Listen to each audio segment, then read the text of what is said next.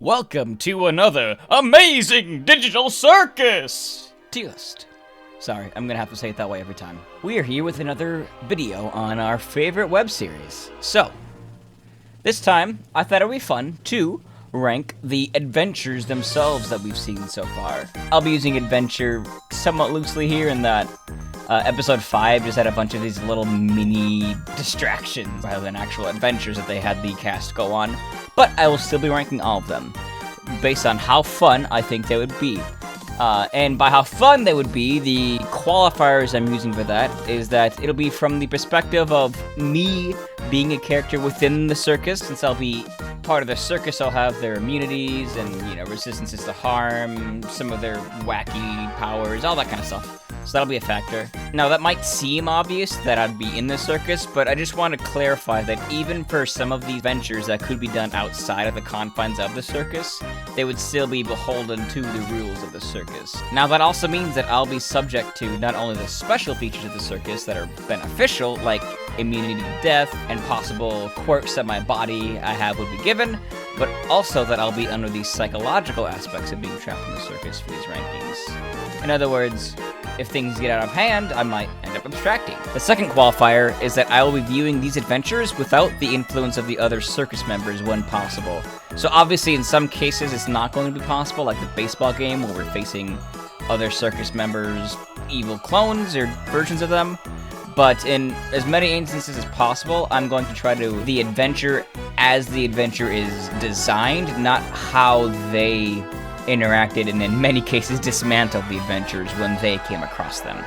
So that I'm ranking the adventure itself, not the ways they interacted with it, if that makes sense. Before we get started into the list, I wanted to have some minor announcements as well. After this video, I do have another plan for the Amazing Digital Circus, but I don't plan on doing a tier list actually. I am thinking about doing videos focused on lessons we can learn from each of the characters individually. Titled something like Circus Lessons, it would be the name of the series. So if that is of interest to you, and if there's a character you would like to see me discuss first, I have a few ideas for several of the characters. So if there's any in particular that you guys would like to see done first, then let me know in the comments and I can prioritize the character I see a lot of. Like maybe you want to see me talk about Jax, or Ragatha, or Gangle, whatever it may be, just let me know. But that is all for the preamble. Let's get into the actual meat and potatoes. So, the first adventure we have is Gather the Gloinks! So it's a little hard to gauge this one, because the setup is, to be honest, extremely basic in that they're these weird little goobers that are stealing things from the circus grounds, and you gotta figure out where they're taking them and figure out why. But there's a giant hole in the ground that leads directly to the lair, so there's not really much investigating needed to be done. And the other issue is there might have been a lot of mechanics, because they do meet the Gloink Queen and talk with her a bit, but we have no idea how the scenario would normally be solved, because shortly afterwards that's when the abstracted Kaufmo showed up and just beat her up until she disappeared. And then that basically solves the adventure. So we really don't know the flow of how this is supposed to play out. That being said though, even if I'm being generous in the way that the solution is, it seems to me like it was a scenario that wasn't all that thought out by Kane and is intended to be almost like a tutorial, which would make sense because it was the first thing that Pomni was supposed to experience. So, because of those factors, I'm gonna put it in the fine category, like probably bottom of fine. Like, I don't think it would actively bother me, like, it wouldn't be annoying necessarily, but I don't think I would really have much fun. It would just sort of exist. Next up, we have Candy Carrier Chaos. Now this one immediately goes up a bunch, and is also why I'm adding the whole why we aren't taking the way that the circus members interact with it in the show into consideration. So in this one, they go to another world, the Candy Kingdom, with NPCs, and his world building is done with like the buildings and some of the weird creatures and all that stuff. And they're given the task to track down some people that stole, I think it was like syrup or maple syrup from their kingdom.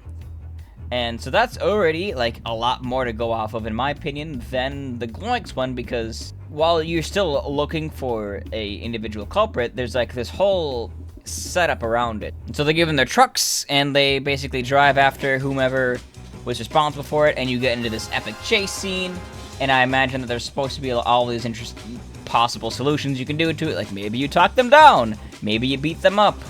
It's hard to say what the intended solution will be because, well, they ended up breaking the game and basically spawning in an extra truck so that they could just leave with the truck that they needed, which I love the twist on it as well, that the syrup was going to cure the people from their village that were sick, so there was a moral dilemma added to it. But yeah, again, we can't really take the way that they did it in the circus because I don't think I would be able to glitch to the developer zone of the game and basically spawn in an extra truck like Pomni ends up doing. With all that being said, though, I think there's a lot of fun stuff going on with it. The lizard dudes are funny and interesting, and they also do put up a fight and resist. So it wouldn't just be as simple as, alright, we just catch up to them in our vehicles. Like, there's an actual back and forth going on. And there's more dilemmas. There's also the whole thing with the goo monster that's, you know, in the moat. That's kind of interesting as well. There's a lot of interesting things going on in this one. So I'm going to put it in the nice category. I think it's pretty nice. I don't think it's perfect, but it's pretty cool. Next up we have The Mystery of Mildenhall Manor. Now this one for me, for those of you that have been following the channel outside of my Amazing Digital Circus content, will know I am a huge horror fan. So before I even get too much into this, I'm putting this in the amazing tier for me. But I also think, even outside my personal biases, this is one of, if not the best, adventures. So one of the things about it that's really good, in my opinion, is that there are 2 different types of adventures you can go on in this. For those that like the scary things, they can go down the horror door and basically end up in this isolated, awesome horror experience.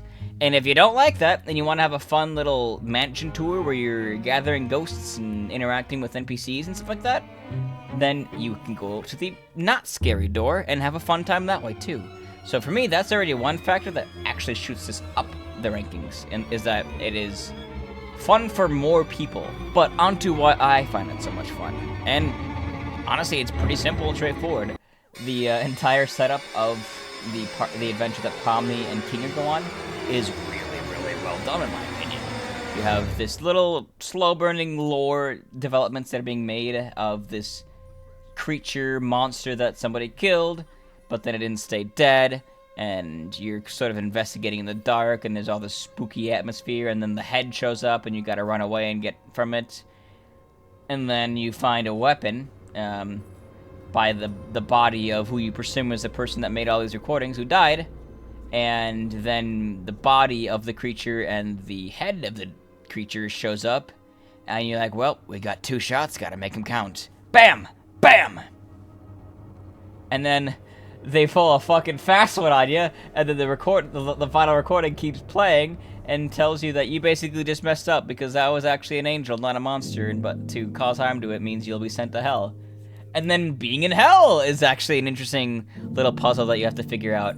And I think that's pretty cool. The whole how they have to figure out how to escape and, you know, holding their breath was the solution they came to, which is interesting. Especially because in the circus, you don't technically have to breathe. It's more so the human brain is just so used to needing to breathe that when you don't breathe, it feels like you're not doing something right. But in theory, the people in the circus can hold their breath essentially indefinitely, which is kind of cool. So I like that a lot. That puzzle's pretty cool.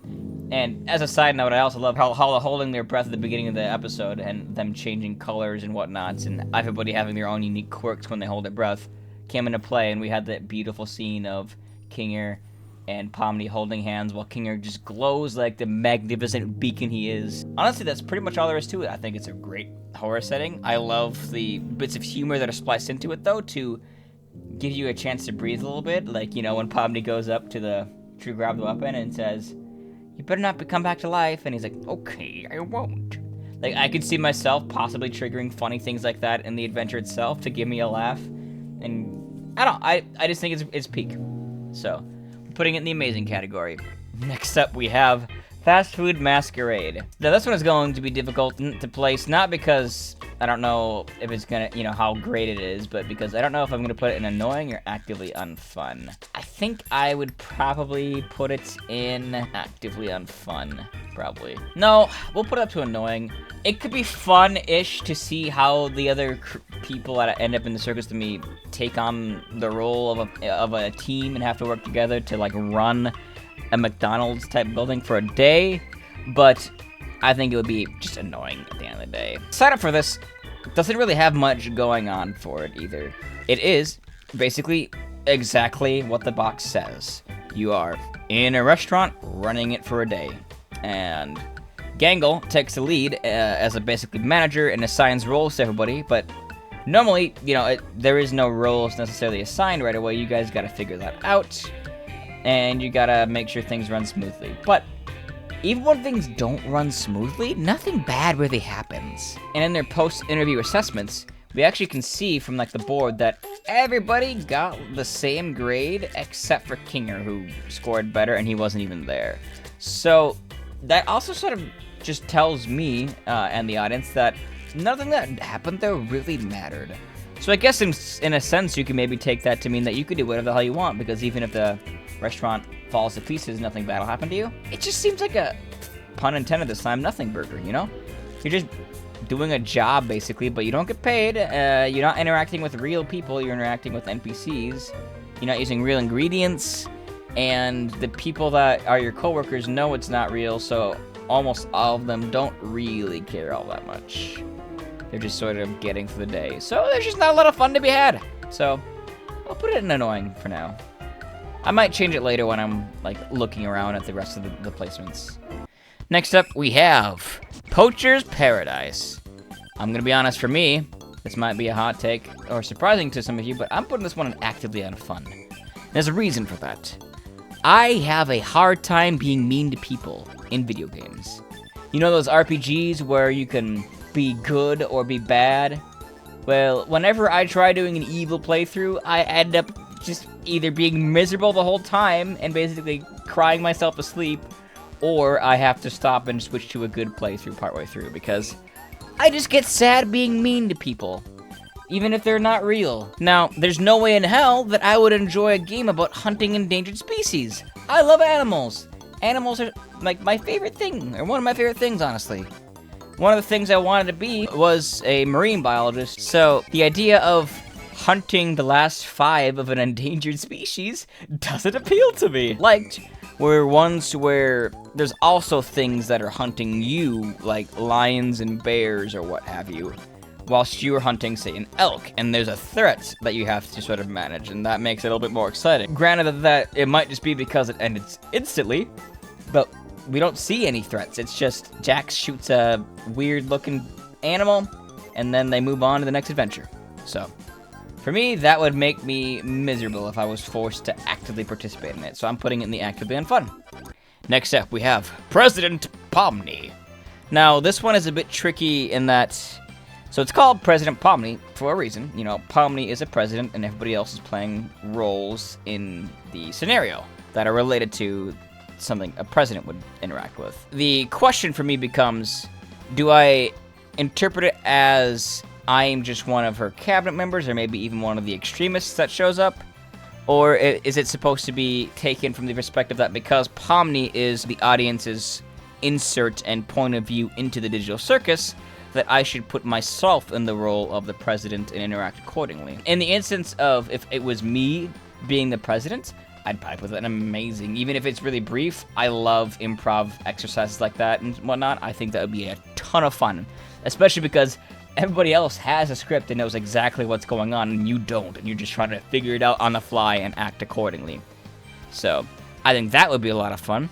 Whereas if I was one of the characters on the cabinet and Pomni was a president, it'd be between nice and good, probably, because I'd probably have fun with my role still, but Pomni doesn't really know what's going on and isn't a great improviser at this point in the series, so there's not much to bounce off of her with. So that would limit the fun a little bit, but I still would have fun getting into the role of everything.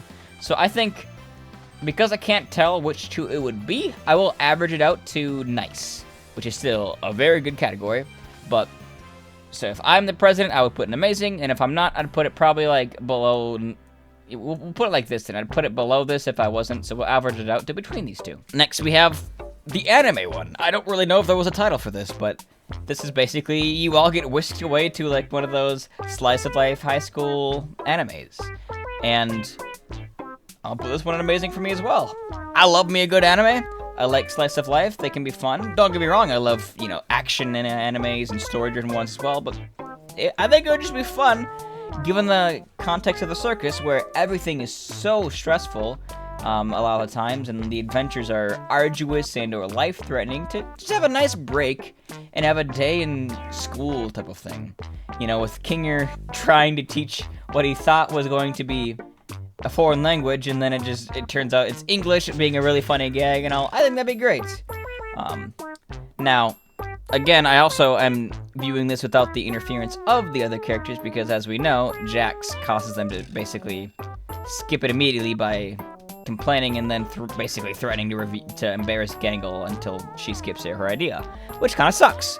But in a vacuum, though, I think this would be fun to have just a day in the life of a slice of life school anime type of thing. So I would love that. I don't think I'd like it as much as the horror one, and there's not as much to go off of because of how short it is. So that's why it's going there. Next up, we have the Stargazing Picnic. Again, no titles for some of these in episode 5. I'd put this one in nice, I think. Probably right here. Honestly, given the circumstances of the circus, it would be nice to be able to just relax, have a picnic gazing up at the stars with your buds, and eating some sandwiches. Like, I would love to be sitting by Zooble, Gangle, and Kinger eating the sandwiches, looking up at the stars. Because I know they focus on the interactions between Pomni and Jax and Ragatha for that part of it. But me personally, I'd probably sit with them, have some sandwiches that sounded decent from the way Kinger was talking about them, and just relax and, you know, maybe have some bonding time with some of the other circus members. So I think that'd be a lot of fun. The only problem is it'd be really short because Kane would have an existential freakout about how much fun we're having, but you know, that's besides the point. That one is still a nice little adventure. Next up, we have the Noir Bar. And so I think that one is also going to go in nice. We're going to put it right here, probably. Actually, no, we'll put it.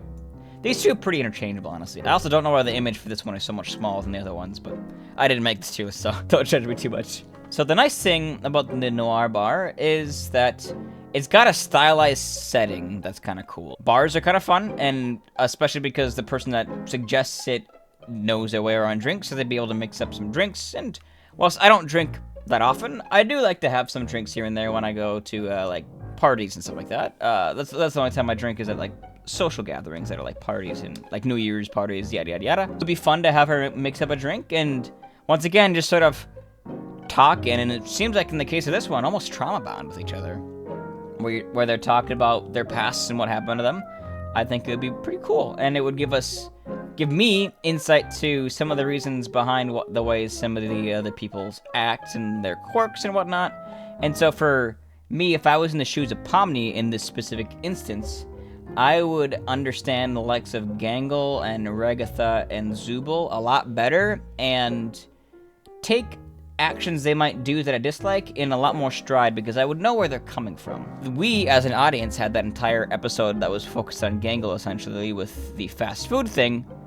As a member in the circus, it's not focused on her from my perspective, so I'm not going to learn about Gangle as a character. So this would be where I get to learn about some of the other characters that haven't opened up as much. So for that reason, it's pretty much like interchangeable with the picnic one. Actually, I think the picnic would be a little bit better just because it'd be more relaxing, whereas this one would maybe be fun to get into character, see what sort of noir outfit would be thrust onto my character model that I've been given in the circus, but otherwise, yeah, it'd be pretty fun. Next, we have good old-fashioned softball. I was going to say baseball, but it's not. I was thinking of the JoJo's Part 3 thing. Oh, it's a baseball! Anyways, good old-fashioned softball. Now, I'm not the most athletic person in real life. That said, it seems like the circus would make up for that a bit, in that, I mean, you can just sort of be as good as you want to, from what I can tell, if you know how the circus works a bit. which we'll get into in the final adventure they go on. But I think it'd be good. It'd be fun. I'd like to play a good game of softball. It's not my favorite thing in the world, but I think it'll be enjoyable. I think what would really make it more enjoyable, actually, yeah, I'm gonna put it in the bottom of nice because of the fact that there's the evil variants of us. I think it'd be really fun to see what the evil version of me looks like. Or maybe I'd get sad that I don't have an evil version and it's just an NPC on the other side, like Gangle had. But either way, seeing the evil versions of the other circus members would be a lot of fun. Softball is fun, even if the rules don't really apply to this version of it. It'd still be fun to just, you know, pseudo play a game type of thing. So, yeah, that's basically it. Last but not least, we have Everyone Gets Guns. And for me, this would be probably my second favorite one. It would be a lot of fun because, I mean, I love action games, I love shooters, and I just think it would be a fun... I've always wanted to play, like, paintball type of games, and I've always enjoyed well, I should say always, as if I've done it many times, but the one time I got to play laser tag was pretty fun. Even when I was growing up, me and my buddy, would have Nerf wars in the basement, where we'd set up forts, have these massive hordes of ammunition and different guns that he had, because he was really into Nerf, and we just had a blast with that. So I think that would make this one pretty fun, especially given what I hinted at earlier, which is that you can sort of cheat the game by essentially believing or deluding yourself, like how Pomni was able to do that literally impossible trick shot by just twirling her gun around so much that she was so confident that she would get an ace shot off that she disarms all 4 of Zubal's guns and hits her to knock her down, you know. So that, with that context, it'd be pretty fun. Now, personally, I think it would be more interesting if the teams are randomly decided rather than you picking your partners. But even if picking the partners, I think I would have fun with pretty much anybody on the team. You know, if I was with Kinger, it'd be fun because clearly he was pretty damn good at it. And also, Kinger is... he's just a great character. He's fun to interact with. Ragatha, whilst she clearly was the worst at the game, I still wouldn't mind being a partner because she's chill, so we'd probably talk a bit, and we wouldn't take it as... or she wouldn't take it as seriously, and she'd probably get eliminated right away. But then that would turn it into like a sort of guerrilla warfare tactics where I'd have to see if I could essentially solo the other squads, and I think that could be fun. Gangle could be fun because she kind of finally got to unwind a bit and went crazy with that Tommy gun and was having fun. And even though she wasn't very good at the game, you know, I like Gangle, so I wouldn't be opposed to that. Same with Zubul. Zubul had her whole fucking Rambo moment where she attached all those guns to her extra hands and went crazy. So I think Zubul and I would have fun with it. And then obviously Pomni and Jax would be fun to play that with because they got really into it, you know? That being said too, if Jax was my partner, I'd probably have a pretty similar reaction at the end of it too. Pomni does. Maybe instead of a hug, I'd go for a high five or something, but I feel like that could trigger him in some way and cause him to be an asshole or try to push me away. And then I would have this whole conversation with him. So I think it would be just very fun all around, and in some of the cases, it could be fun to interact with the characters and get to know them better. That's it for the list then. Any you agree with, any you disagree with? Before deciding on this one, I actually was debating doing a tier list discussing how good each of the characters were in the gun game. You know, basically, who had the best gunmanship. But decided that this was a more interesting topic to me, and there was more to talk about in my opinion. But that will be it for this video. So, thank you all so much for watching, and I hope you've enjoyed this little adventure, looking at the adventures. And until next time, stay healthy.